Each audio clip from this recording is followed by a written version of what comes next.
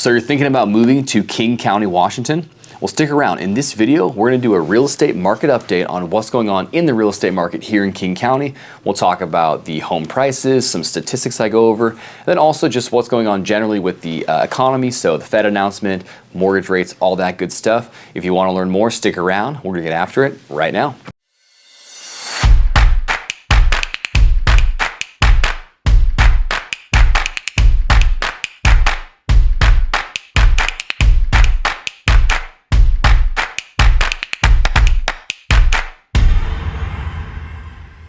Hey, if this is your first time to the channel and you want to know all there is to know about living in King County, Washington, or just the real estate market here in King County, then hit the subscribe button, tap the bell for notifications. That way you can be the first to be notified of a new video of one of our favorite areas in King County or a real estate market update.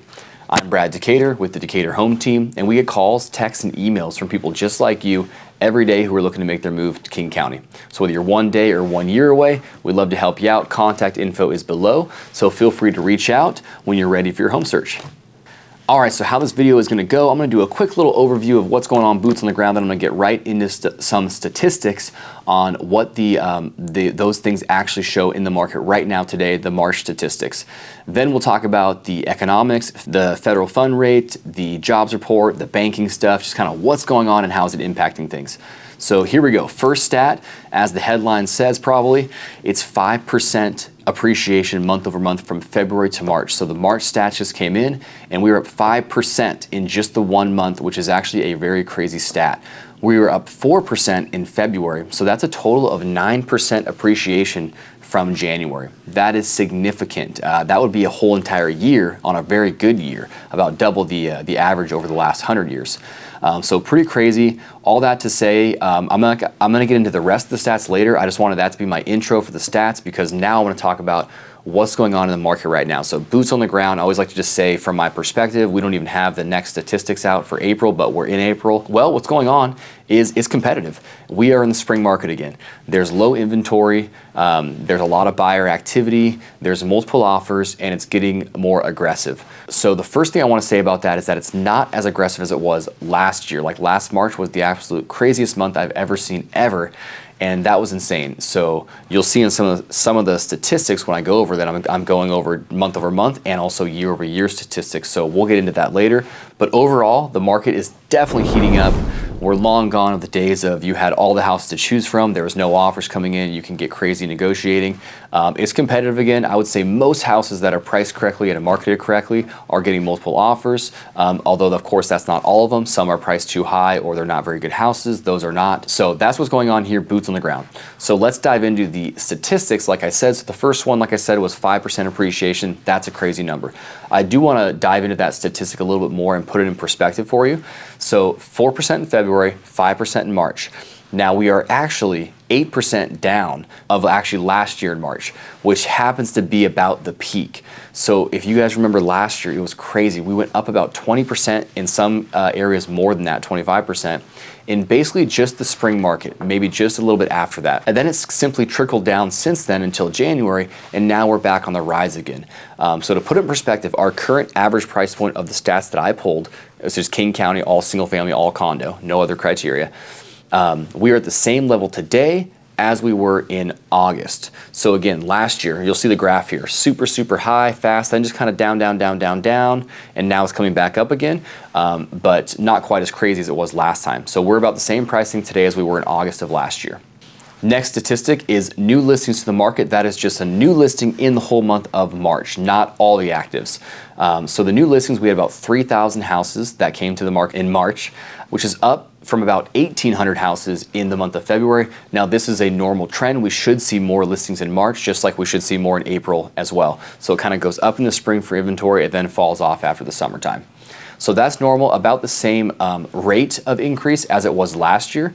But to put it into perspective, we had significantly more new listings come to the market in March of 2022 than we did this year in 2023. We had just over 4,000 homes come to the market in 2022. So I love this stat because it puts things in perspective. A lot of people keep saying, there's tons of inventory. The market's changed. People that are kind of behind the times, it moves fast. So we are actually getting less inventory, less new inventory to the market this year than we were last year. That's been a common theme of this video, the market update video, for the last like 6 months. We are not getting a ton of listings. So the fire sale, the everyone's putting their house in the market thing that I've heard from people is flat out not true at all. Now, there is a few different ways to look at inventory. There's the total active inventory, there's the new listings, which we just went over, there's also months of inventory. So I will go over all three and give you a full picture of what's going on. Because it is true that we actually do have more inventory than last year, we just have less new ones coming to the market.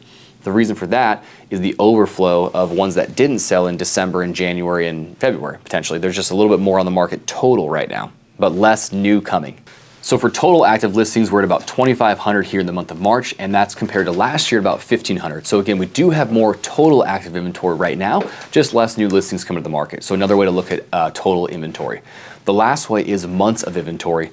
This statistic represents how many months would we be able to go if no new homes came to the market and the same buyer demand was there.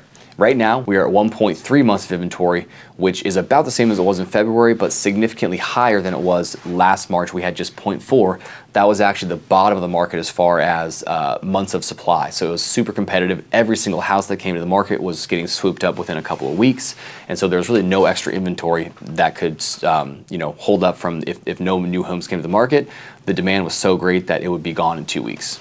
Okay, pending listings, we had 2,200, which is up from about 1,700. Again, very in line with what it should be. We had more new listings, more inventory, so more pendings, and it's a heating up market. So that, not much to report on the pending. We still have significantly less pending this month than we did last year, but that's also a reflection of, hey, there's a lot more listings, new listings in the market last year, and it was a little bit crazier of a market. Just like anything that was out there was gonna go pending in March last year. The next one is total sales. We had about 2,000 sales those are closings that we had in the month of March, which is definitely significantly down again than it was last year in March, but significantly higher than it was in February. So it's always going to be normal to get more sales as we get through spring, and then it'll level off, then go down in the winter time. However, when we look at this year's spring next to last year's spring, we are having a lot less sales.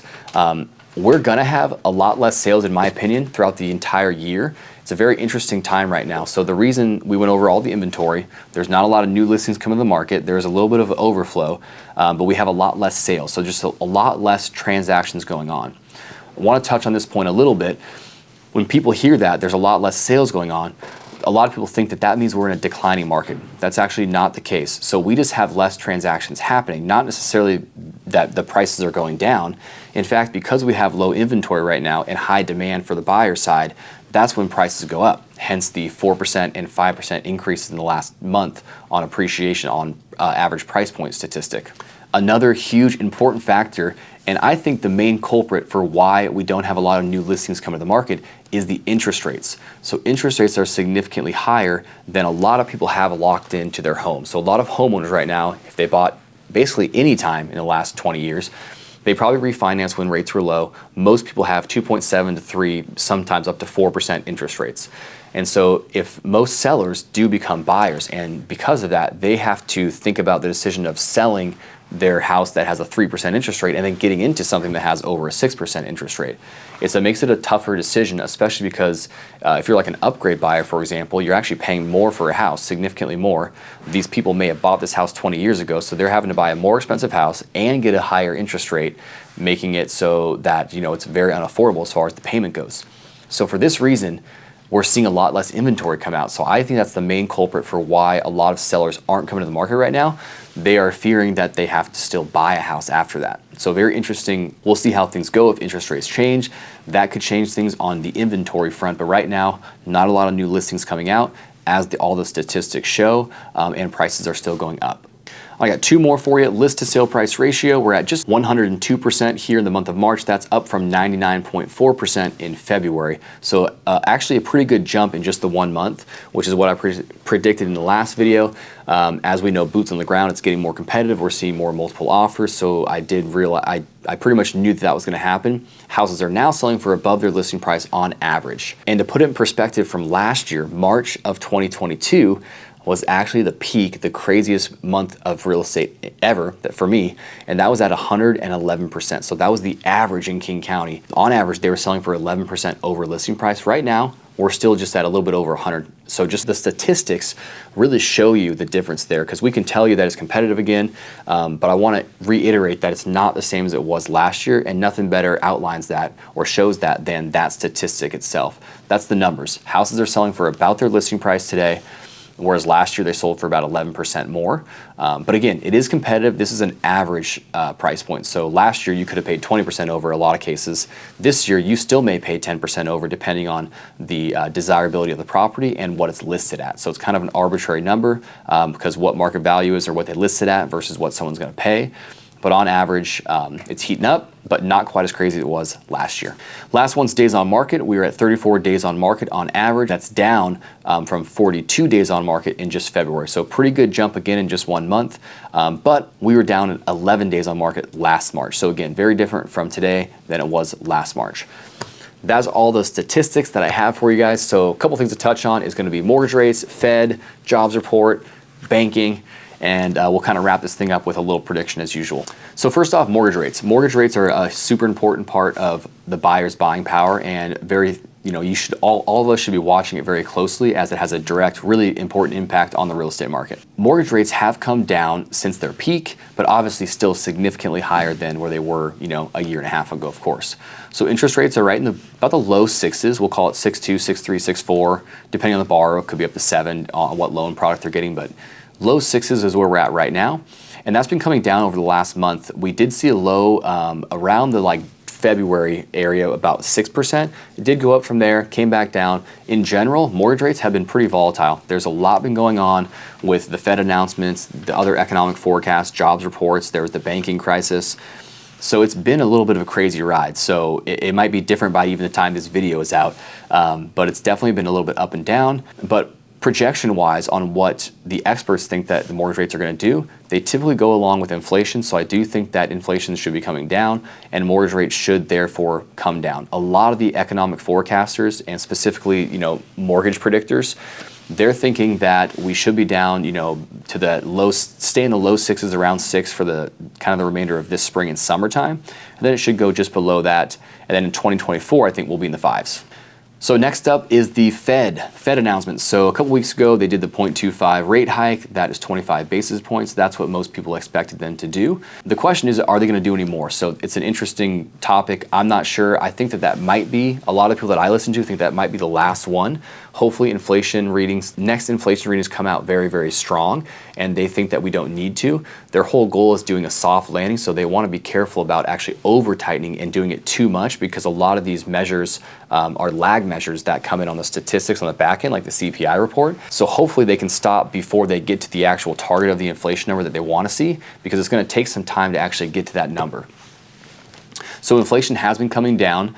Just as a side note, CPI report was not as desirable as hoped in the last 2, but it still was coming down, just not coming down as fast as we thought. So it's going to take, it appears it's going to take a little bit longer. However, I do think it is going to come down, and I think the Fed is getting close to their breaking point on stopping the federal fund rate hike. So hopefully that does happen.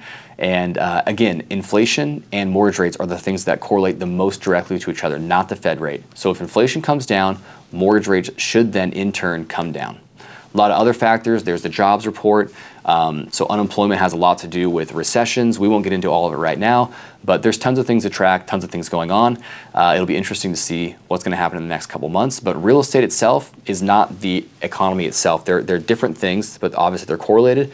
But as far as things go right now, we have not very much inventory coming out, and we have a lot of buyer demand.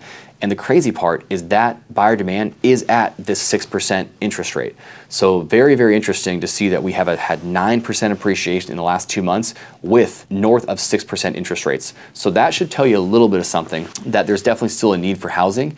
And all the stuff I was talking about years ago, how we have a shortage of housing, millennial buyers are in their prime home buying years, all these things that don't change based on just the economy in general are still in place. We don't have enough houses, all that kind of stuff. So even at 6%, it's a competitive market here in the springtime. So if interest rates get down and the Fed can get a hold of inflation, then I see nothing but actually more of that, more of the same. The farther interest rates come down, if they actually do that soon, the more buying power people have, the more people will be able to get into a home. So I still foresee a very hot market the next few months and still an appreciating market the rest of the year. That's about all I got for you guys. If you have any specific questions about your neighborhood, you want to get a market analysis on your property, or you're a buyer, we have lots of great opportunities for buyers right now. Specifically, we're hunting down off-market properties, buyer concierge program, sellers, we have a lot of good programs as well. So please reach out if you're thinking about real estate and we'd like to talk.